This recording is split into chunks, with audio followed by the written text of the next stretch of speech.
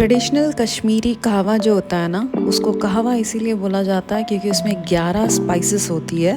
सर्दी ज़ुकाम खांसी मौसम बदलने से कुछ भी फीवर वगैरह कुछ भी नहीं होगा आपको अगर आप ये एक गिलास रोज़ सुबह पियोगे।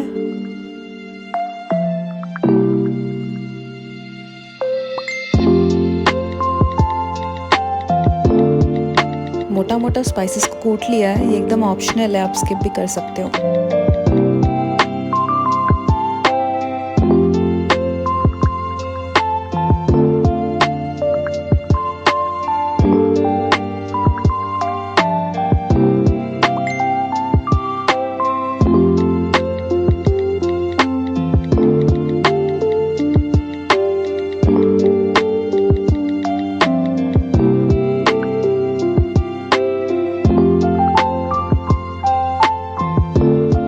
इसको तसल्ली से बॉईल होने देना ताकि जितने भी गुण हैं हमारे स्पाइसेस में वो सब पानी में उतर जाए।